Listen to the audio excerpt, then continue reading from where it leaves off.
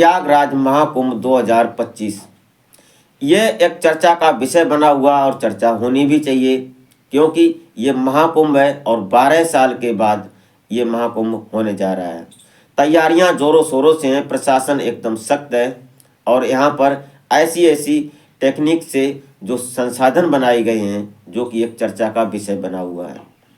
दरअसल इसी चर्चा के बीच में एक चर्चा और आ जाती है जो आपने और हर किसी ने ये देखा होगा कि जो महाकुंभ है ये नागा साधुओं का एक दर्शक स्थल बन चुका है, जहाँ पर ये नागा साधु आते हैं। कई प्रकार के साधु होते हैं जो भारत में कई एक धर्म के जो साधु हैं, उन साधुओं में सबसे ज़्यादा जो चर्चा का विषय बनते हैं वो नागा साधु होते हैं। उन्हीं में से एक अखाड़ा है जूना अखाड़ा, और जूना अखाड़ा एक खासी चर्चा में है। उस जूना अखाड़े की चर्चा करते हैं और जानने की कोशिश करते हैं कि जूना अखाड़े में जो 13 साल की बच्ची आई उसके साथ क्या हुआ। तो आप इस वीडियो में इस घटना में बराबर बने रहिएगा और घटना को समझने की कोशिश करते हैं, और आशा करते हैं कि आप अपने परिजनों के साथ बेहद खुश, मस्त और खुशनुमा ज़िंदगी का लुत्फ़ उठा रहे होंगे। तो वीडियो में आगे बढ़ने से पहले आपसे बस वही एक छोटी सी रिक्वेस्ट कि अभी तक अगर आपने हमारे चैनल को सब्सक्राइब नहीं किया है तो सब्सक्राइब कर लें, एक लाइक करके एक छोटा सा कमेंट अवश्य कर दिया करें, ताकि मेरा हौसला बढ़ता रहे और मैं आपको एक से एक इंटरेस्टिंग कहानियाँ और एक से एक अच्छी सूचनाएं सुनाता रहूं। तो नमस्कार, आदाब, सत श्री अकाल। मैं अजय कोहली।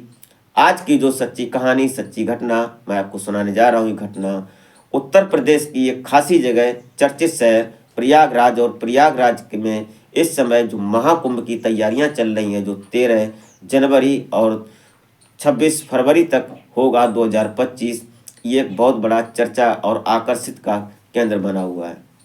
इसी में एक चर्चा होती है जो कि 13 साल की लड़की, जो आगरा की रहने वाली, आगरा डोकी थाना क्षेत्र ट्रकपुरा गांव की रहने वाली लड़की, जिसने अपने आप को जूना अखाड़े को समर्पित कर दिया और उनके माता पिता ने उसको दान कर दिया, कन्यादान कर दिया। दरअसल कन्यादान करना कोई बड़ी बात नहीं है, हर कोई माता पिता अपनी बेटी को कन्यादान करता है, लेकिन उस कन्यादान करने के लिए भी एक गाइडलाइंस होती है, एक क्राइटेरिया होती है कि अगर कन्यादान करते हैं तो किसी वर को करते हैं, न कि किसी संत को या किसी महात्मा को। आज इसी बात को जानेंगे। आपसे पहले थोड़ा चलते हैं। जैसे कि एक समय आया था कि जो वृंदा 1 साल की बच्ची है बिल्कुल, और उसके पिता उसको छोड़कर चले जाते हैं और वो वृंदावन में रहने लगती है। उसका नाम ही वृंदा कर दिया जाता है। बड़ी क्यूट सी बच्ची है।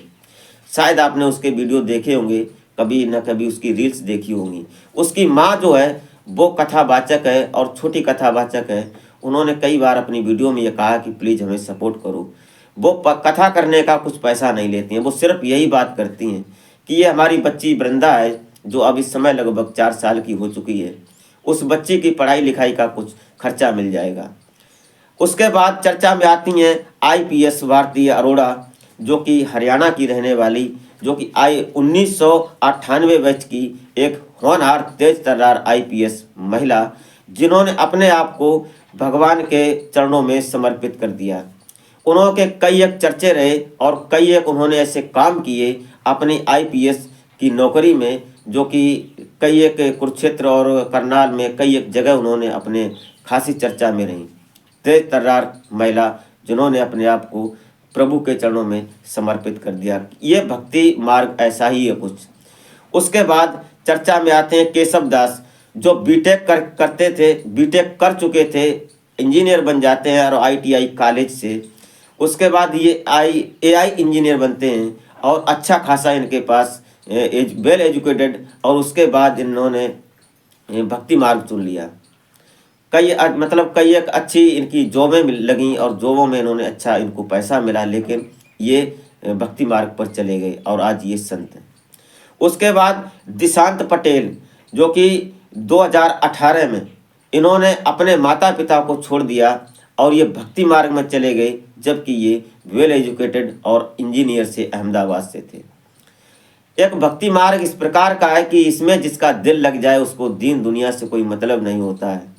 और ख़ासकर इस बच्ची को जब लोगों ने देखा और ये चर्चा बनी यूट्यूब पर, खासकर इसका विरोध भी हुआ और विरोध के साथ साथ इसकी कुछ लोगों ने तारीफ भी की। लेकिन उसमें खासकर जब एक यूट्यूबर, बड़े यूट्यूबर हैं जो मार्कंडेय, जो क्या नाम उनका, ब्रजभूषण मार्कंडेय जी हैं, इन्होंने जब याचिका लगाई महामहिम राष्ट्रपति जी मुर्मू जी को, तब जाकर ये याचिका सामने आई और उनकी याचिका को माना भी गया, क्योंकि लीगल थी, ये भारतीय संविधान के खिलाफ थी। इस बात को, क्योंकि उस बच्ची को उसकी शिक्षा से अलग किया जा रहा था, उसके बचपना को छीना जा रहा था। 18 साल होने के बाद कोई भी बच्चा बालिग होता है, 18 साल के बाद क्या, कानूनी तौर से 18 साल के बाद, लेकिन बच्चा जब अपने आप को समझने लगे, उसकी जिम्मेदारी क्या है और वो अपने आप क्या है, तब जाकर उसको कुछ करने का अधिकार होता है। लेकिन कानूनी तौर से अगर देखा जाए, संविधान के हिसाब से देखा जाए, तो 18 प्लस होने के बाद ही वो अपने शरीर का जिम्मा उठा सकता है। जब ये आज का जो महामहिम राष्ट्रपति मुर्मू जी ने इसको लिया और उस पर जो एक्शन लिया, उसके बाद क्या होता है वो अब चर्चा करते हैं। दरअसल ये जो लड़की होती है राखी ठाकरे, ये जो आगरा की डोकी थाना क्षेत्र और ट्रकपुरा की रहने वाली, इनके पिता होते हैं संदीप धाकरे और उनकी माँ होती है रीमा धाकरे। इनके 2 बच्चे होते हैं, दोनों बच्चों में दोनों बेटियां ही होती हैं। बड़ी बेटी रीमा सिंह, रीमा धाकरे होती है।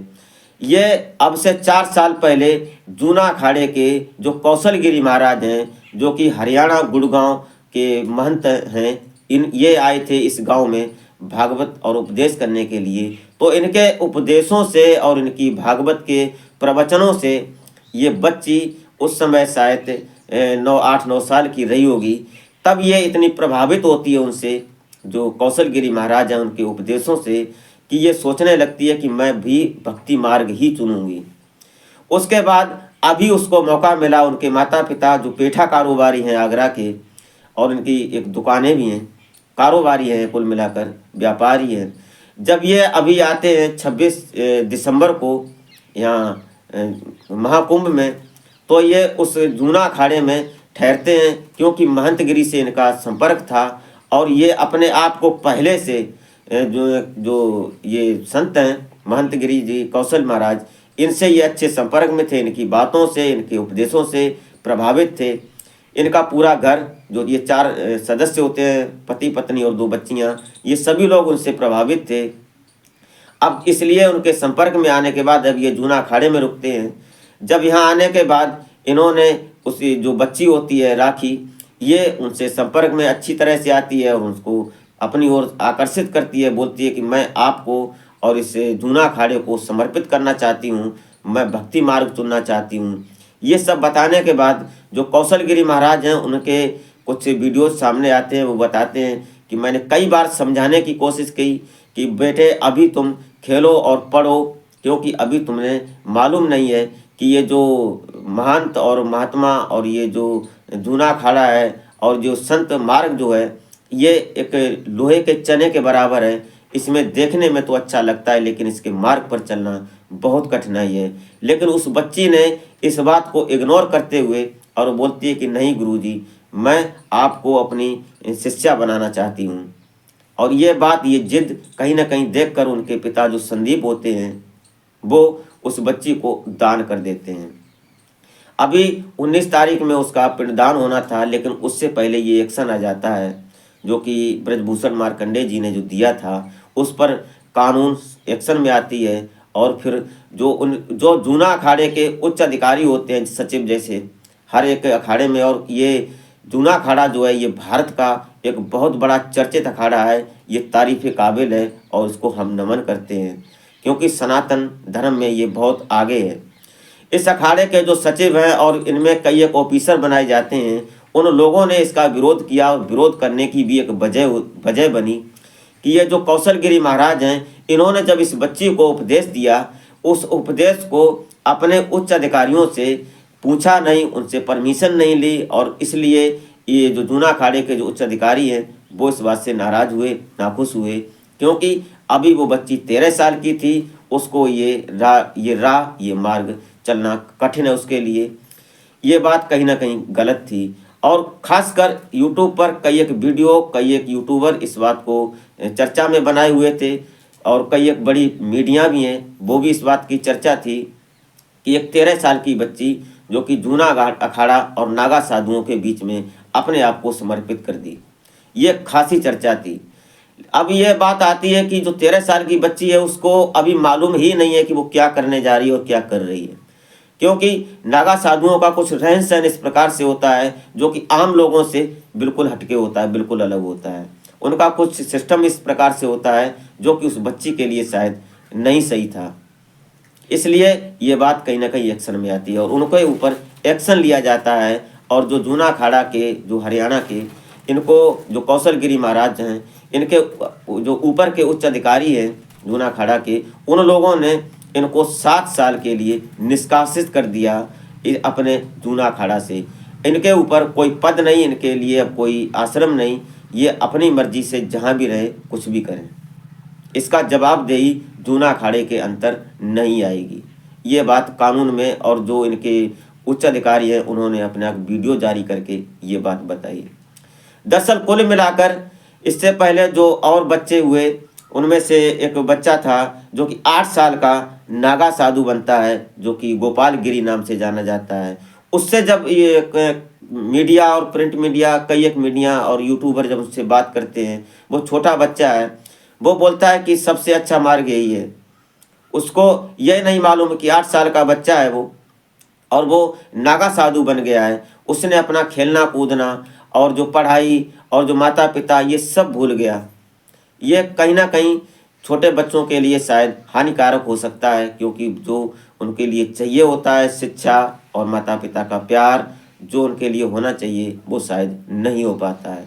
कुल मिलाकर ये बात सही है कि भक्ति मार्ग में किसी भी उम्र को नहीं रखा जाता है और कोई उम्र होती नहीं है, क्योंकि कुछ इतिहास को देख लिया जाए, जैसे ध्रुव प्रहलाद हुए, और कुछ ऐसे हैं, होना भी चाहिए कि भक्ति होनी भी चाहिए, क्योंकि सनातन इसीलिए है और सनातन सबसे आगे इसीलिए माना जाता है कि इसमें भक्ति को आगे दिया जाता है और भक्ति निष्पक्ष करते हैं वो।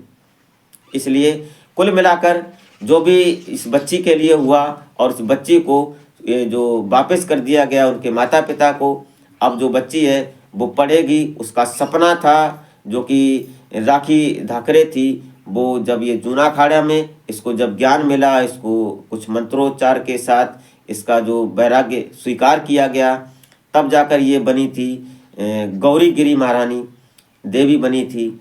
अब उसके बाद इसको वापस कर दिया गया इनके माता पिता को। अब ये इसके सपने तो अच्छे थे, जब पढ़ती थी तो ये बताती थी कि मैं पढ़ लिख कर IPS बनूंगी, IAS बनूंगी, इतना बड़ा सपना लेकर, और वो आज एक संत बनने के लिए तैयार हो गई और संत राह पर चलने के लिए तैयार हो गई। उनके जो प्रधानाध्यापक होते हैं जो स्कूल के, वो भी बताते हैं कि लड़की तेज तर्रार थी पढ़ने में। जब नवरात्रे होते हैं तो नवरात्रों में जब ये व्रत होती है तो अपने घर से और स्कूल तक का जो रास्ता होता था वो नंगे पैरों चलकर आती थी, चप्पल नहीं पहनती थी। इतना कठिन मार्ग था इसका, और इसका भावना आध्यात्म की तरफ ज़्यादा थी। कुल मिलाकर तारीफ़ काबिल थी, जो कि भारतीय संस्कृति के हिसाब से अगर जो स्कूल में कोई प्रोग्राम होते थे उन प्रोग्रामों में ये बढ़ चढ़कर हिस्सा लेती थी बच्ची। कुल मिलाकर ये कहीं ना कहीं देखा जाए तो अध्यात्म की तरफ इसकी नज़र और ध्यान ज़्यादा था। अब बात जो है वो वहीं पर कि इस बच्ची को लौटा दिया गया है उनके माता पिता को। अब ये जो जूना अखाड़ा के महंत कौशल गिरी महाराज जो हैं हरियाणा के गुड़गांव के, इनको 7 साल के लिए निष्कासित कर दिया गया है। ये वीडियो आप तक के पहुंचाने के लिए मैंने जो ये पूरा छानबीन की है। आप इस कहानी को, घटना को सुनने के बाद आप क्या राय देना चाहते हैं वो कमेंट बॉक्स में ज़रूर दें। कुल मिलाकर इस घटनाक्रम को सुनाने का उद्देश्य किसी को हैरान या परेशान करना नहीं होता है, नहीं किसी के दिल को ठेस पहुंचाना था। सिर्फ और सिर्फ जो लीगल और कानूनी तौर से हुआ वही मैंने आप तक पहुंचाया। तो आप अपनी राय कमेंट बॉक्स में ज़रूर दें। तो मिलते हैं फिर नेक्स्ट वीडियो में, तब तक के लिए जय हिंद।